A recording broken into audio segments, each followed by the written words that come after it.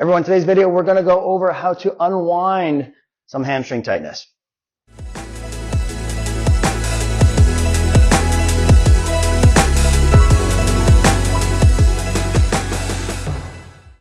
Everyone, Tom Swales here, Advanced Movement Therapist.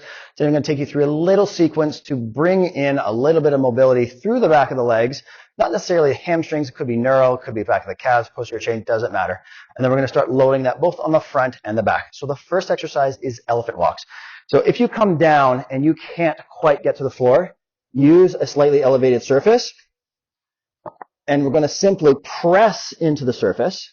So we're contracting all the front muscles here, and then we're just going to press those ankles into the floor. So we're flossing and teasing out all the posterior chain muscles. So you might need to do about 10 per side to start feeling a change. And if it starts to feel like you don't have tension there, we just bring it down into some yoga blocks. Okay, so I want to try and keep relatively flat back. And we want to press into the floor with our hands. And we're pumping those legs from side to side.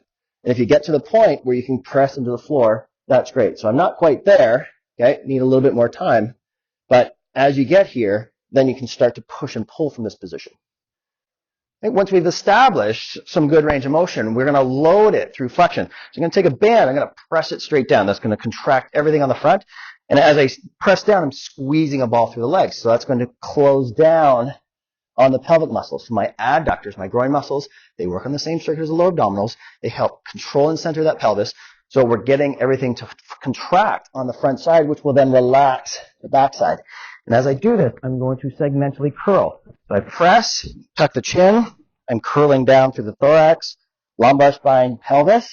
And then as I come back up, I'm reversing that out.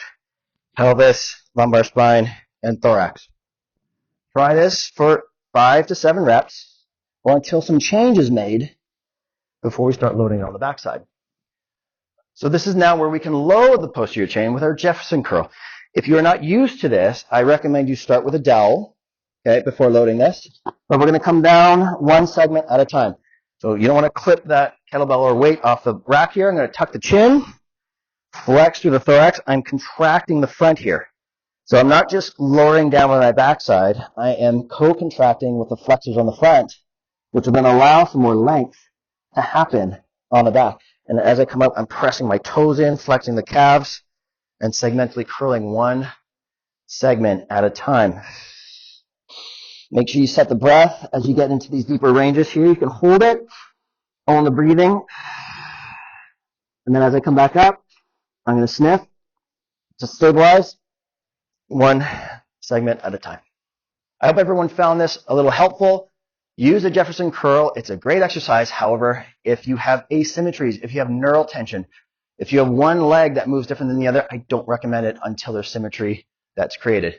So if you want to find out how to assess and make sure that a Jefferson curl or some kind of loaded flexion exercise is appropriate for your clients, head over to amtcertified.com and find out how the system works for your clients.